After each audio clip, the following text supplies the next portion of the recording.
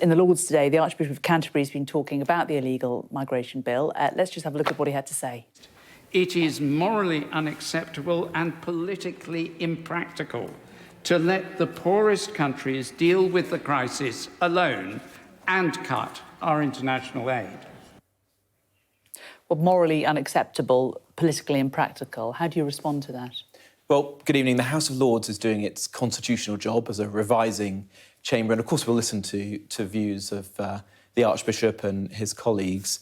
But the British public are clear. They see the unfairness in the English Channel, and they want us to take action because you've got mostly young men in a place of safety, France, with a fully functioning asylum system, getting into small boats, fueling a trade in organised immigration crime, and then breaking into our country in flagrant breach of our laws. No country would stand for that, and nor should we. That's why we've introduced the illegal migration bill. At the heart of it is a very simple principle that if you come here illegally in that manner, you will be returned either to a safe country where you've come from, like Albania, or to a safe third country like Rwanda. This is the only way to break the people smugglers' hold, to create deterrents and to get back control of our borders. That's what the public expect. That's what we're doing. The public certainly expects illegal migration to be dealt with, but the point that the Archbishop and others have made is that this policy isn't going to achieve that. It's just not effective. The Home Secretary has written an open letter to the Lords telling them this bill is the will of the people. But a lot of people just don't think that your proposals actually are going to make any difference. Well, I respectfully disagree. I've spent several months now immersed in this issue, and I can tell you that what makes the difference is creating serious deterrent, ensuring that if you try to come here on a small boat, if you pay people smugglers, you will not find a life in the UK. You will be returned back home or to a safe third country like Rwanda. If there was a simple solution, we would have done it already. We're reaching for this because it is robust, but it's also fair, and it's going to succeed because it will produce the crucial deterrence that breaks the business model of the people smugglers and the human traffickers once and for all. And the Archbishop and others raised the issue of morality. Well, there's nothing moral in perpetuating the trade of the people smugglers. These are amongst the most evil individuals in society today, and it's only by breaking their business model decisively, which is what this bill will do, that we can achieve that. But others would argue that the very easiest way to break that model is to give safe and legal routes to the people who want to come here. No, that is, I'm afraid to say, an irrelevant argument. Because but it's not irrelevant. If you can't come here legally, you're going to find another way to do it. People do come here legally. In the last few years... Under very, very defined small circumstances. No, that's not correct. Since 2015, 500,000 people have come to the UK for humanitarian reasons, whether that's from Ukraine, Hong Kong, Syria, Afghanistan, or the global scheme, which is much broader and is operated by the United Nations. More humanitarian visas were issued last year than in any year since at least the Second World War. So but those are countries that you picked, like Hong Kong and Ukraine. Well, there's also a global scheme, which the UN operates, where they choose who to bring to the UK using their expertise. And we have a family reunion scheme that helps those refugees who have family in the UK to come here as well. And 45,000 people have come on that scheme since 2015. And these are very large numbers by historical and other European standards. For resettlement schemes, we're second only to Sweden. For taking people from the United Nations, we're fourth in the world. So the argument that's made by some, particularly on the left, that the UK is somehow ungenerous or the Conservative government is not committed to the UK being a force for good in the world and offering sanctuary to those genuinely in need is not true. But what is true is that taking predominantly young men from France is making it very difficult for us to continue to live up to those high standards. We want to focus the resources that the UK has on the people most in need and to break the model of the people smugglers. But what is also true is that whatever you say about your policy being the most effective policy, it's not the policy that the voters seem to think. Let's just look at this poll that we have, which looks at how people regard how the government has dealt with immigration, how the government's handling immigration badly, the red line at the top. Just look at this over the last couple of years. 83% of those questioned think the government is doing a bad job of handling immigration. Is doubling down on that policy the way to go? That's why they want us to take very robust action. They see it's the more unfairness of the same. It's the same kinds of policies that you've implemented over the last few years. What we're doing here is something that is significantly different. What we're saying is But Home Secretaries have said, I'm going to stop the boats, and gone down to the coast and this isn't given just, with all due statements respect, over the last 3 years. This isn't just You've been words. trying to deter this isn't just over words. the last 3 years. This is a fundamental change to our system.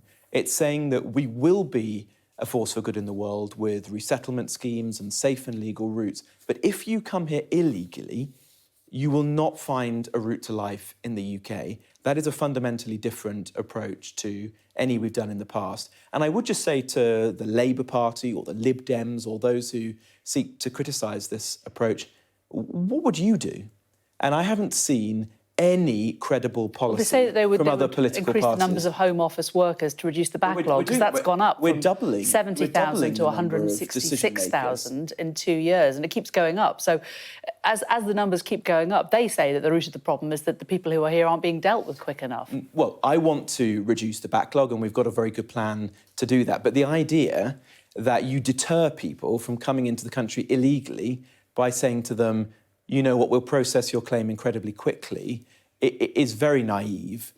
Getting the backlog down is the right thing to do, and we're doing it. We're doubling the number of decision makers that the Home Office have. But you're not doing that. But this isn't going to make people not come to the UK. But it would send people to other countries that shouldn't be here quicker. This is a weak and naive approach by the Labour Party. You've got to be tough in this situation, because we're dealing with determined people and ruthless people smugglers and human traffickers. That's why the kind of robust but fair approach in the bill is the only way we're going to get on top of this issue. OK. Let me move on to Brexit and the EU retained law bill. Kemi Badenoch's made a statement today. One of the promises of Brexit was to remove all EU legislation by the end of 2023. The Business and Trade Minister today said that the government's going to amend the bill to revoke only about 600 out of the 4,000 retained EU laws. Was Brexit worth the paper it was written on? It certainly was, and we have been doing it already. In a range of important areas, we've already set out to reform laws which we inherited from our time in the European Union, but which we believe, as a sovereign country, we can do better.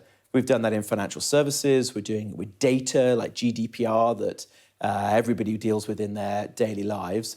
And now we're setting out to remove from the statute book more of those laws that we've inherited from the EU and replace them with better, more innovative ways to tackle similar challenges. What we've said today is that we're going to prioritise the most impactful and ambitious laws and then turn to ones which have far less impact on society or the economy. But you didn't say that you would cherry-pick which laws you wanted to repeal. You know, you said that you would repeal all EU laws and that we wouldn't be beholden to them. And now you're saying, well, we'll just do the ones that we can. No, we want to do that, but it's obviously sensible for a government to prioritise, and we're going to prioritise those laws where we think we can make the most impact in people's lives, whether that's improving environmental standards or making our economy more innovative and successful. And we'll do those first, and then we can turn to the others where the impact is much less later on. When you look at the sunny uplands of Brexit that the Conservative Party and Boris Johnson promised us before the last election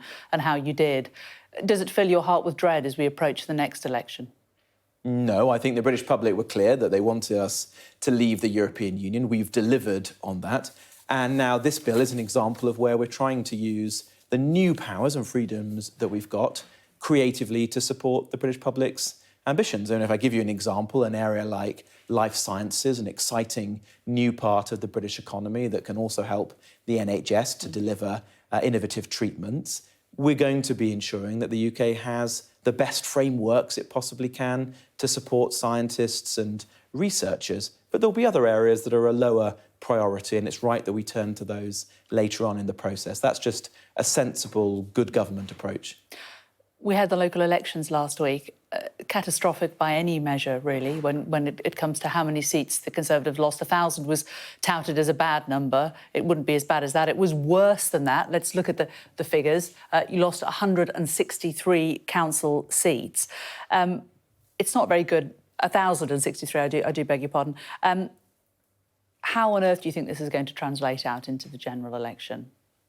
Well, I don't think you can make a direct comparison between local elections and general elections, and there are plenty of examples where parties have performed in a disappointing way in a local election and then went on to done even worse in a general in election. Well, if you look in 2019, the last time these local councils were up for election, there was a disappointing result, and we went on to win a big majority later on in the year in the general election.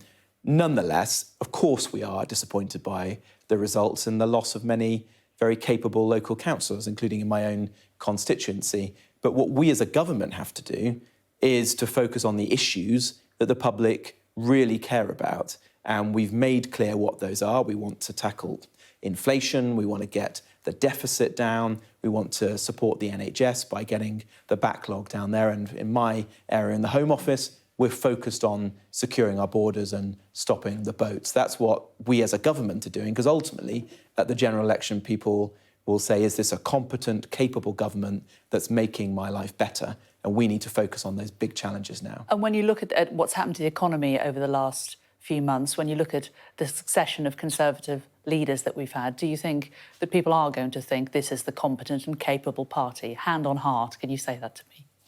Well, I know Rishi Sunak very well, and I think he is the leader that we need at this time. Eventually. He is working hard. He's addressing the big issues. He's already stabilised the economy after a very challenging period last year with the war in Ukraine and the aftermath of the pandemic. And now, of course, we've got to move forward and use this year to deliver for the public. So if I was sat here in a year's time, you would be able to see that on the big challenges facing the country, we're clearly moving in the right direction. I'm confident in Rishi and the team he has around him, and we've got a big task ahead of us. But after 13 years, do you think the general population want a government that's moving in the right direction? Wouldn't most people assume that after 13 years you might have sorted it out? Well, we have achieved a lot in the last 13 years. You only have to look back at our track record in some absolutely key areas, like education reform, for example, where we've massively increased the number of young people in good or outstanding schools. There are areas that we should be very proud of as a government, but latterly, of course, we've had some huge global challenges, haven't we? We've had an unprecedented, once-in-a-century pandemic that shook the kaleidoscope and meant that there was immense pressure on our public services and our economy. We've had a European war for the first time since the end of the Second World War, which has led to a big pressure on the cost of living, energy prices. Those are major challenges. We're working through them. We're getting stability back in the economy. This year, I think, will be a year marked with inflation falling significantly, the economy growing. If we can also ensure that public services are performing well, like the NHS, and if my task, we can make progress on stopping the boats, then I hope the public will give us a good hearing when it comes to the general election. But delivery is the key for us now, and that's what the Prime Minister and I focused on. Robert Jenrick, thank you very much. Thank you.